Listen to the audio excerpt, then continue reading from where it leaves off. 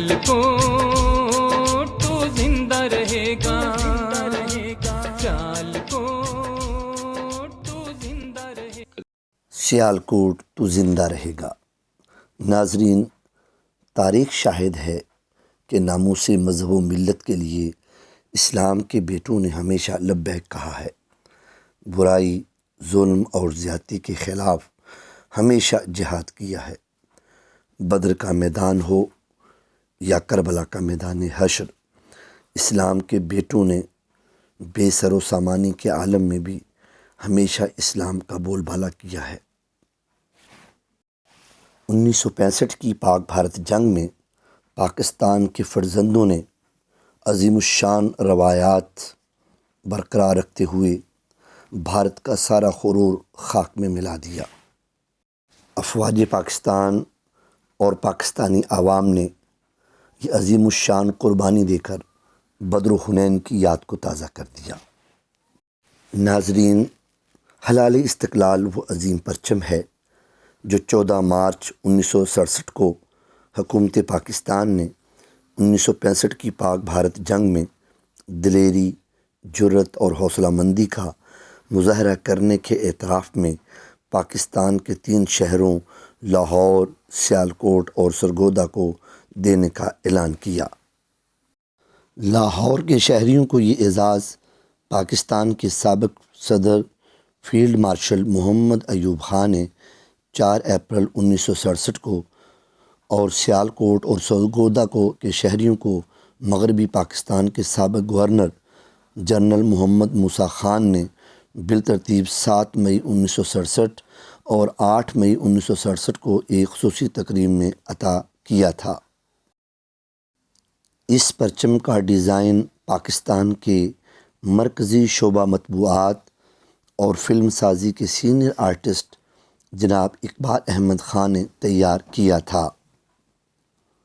15 مئی 1967 کو پاکستان کے محکمہ ڈاک نے اس پرچم ہلال استقلال کی تصویر سے مزین ایک ڈاک ٹکٹ جاری کیا۔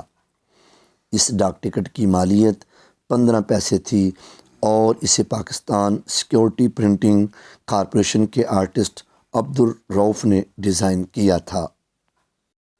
ناظرین، یہاں یہ بات قابل ذکر ہے کہ لاہور کے جناح ہال پر پاکستان کے 2 پرچم لہرائے جاتے ہیں۔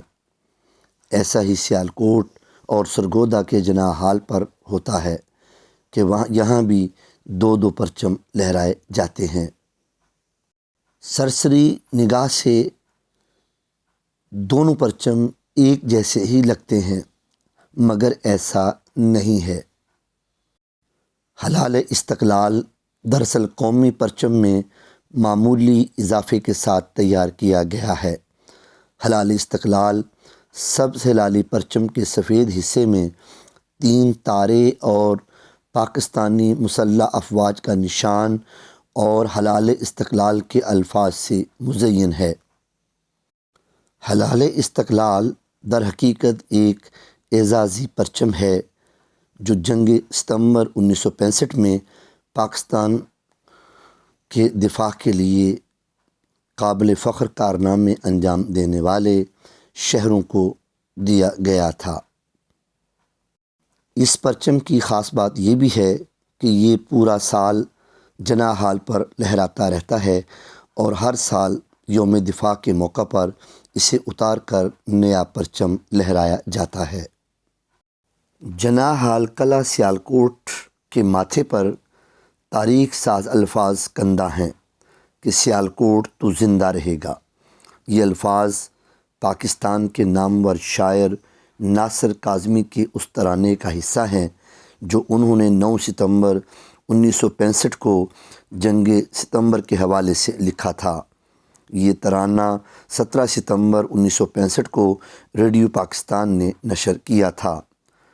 بلا شبہ ناصر کاظمی کے الفاظ سیالکوٹ کے تاریخی اوراق میں ہمیشہ زندہ رہیں گے کہ سیالکوٹ تو زندہ رہے گا، سیالکوٹ تو زندہ رہے گا۔